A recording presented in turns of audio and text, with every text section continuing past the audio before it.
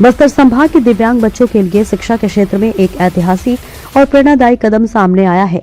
जगदलपुर के अड़ावाल स्थित दृष्टि एवं श्रवण बाधितार्थ विद्यालय में कक्षा 12वीं तक उन्नयन कर दिया गया है, जिससे अब दृष्टि बाधित छात्र छात्राओं को कक्षा 1 से 12वीं तक तथा श्रवण बाधित विद्यार्थियों को कक्षा 1 से 10वीं तक निःशुल्क शिक्षा की सुविधा उपलब्ध हो गई है।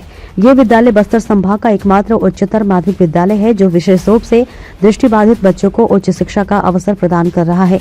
ये विद्यालय छत्तीसगढ़ शासन के समय कल्याण विभाग के अंतर्गत संचालित है और यहाँ पर पूरी तरह निःशुल्क शिक्षा दी जाती है। पहले जहां दृष्टिबाधित विद्यार्थियों की पढ़ाई 10वीं कक्षा तक ही सीमित थी, वहीं अब 12वीं तक की शिक्षा उपलब्ध होने से बच्चों के भविष्य के नए द्वार खुल गए हैं। इससे न केवल उनकी शैक्षणिक निरंतरता बनी रहेगी बल्कि आत्मनिर्भरता और आत्मविश्वास भी मजबूत होगा।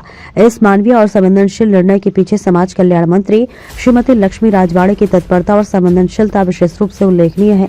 जगदलपुर से विद्यालय की शिक्षिका भगवती मंत्री राजवाड़े के रायपुर स्थित निवास पहुंचकर उनका आभार व्यक्त करने आई। उन्होंने बताया कि उन्होंने विद्यालय के कक्षा उन्नयन को लेकर एक आवेदन दिया था, जिस पर मात्र एक माह के भीतर सकारात्मक निर्णय लेते हुए उसे स्वीकृति प्रदान कर दी गई। आज उसी निर्णय का परिणाम है कि विद्यालय का उन्नयन सफलतापूर्वक हो चुका है।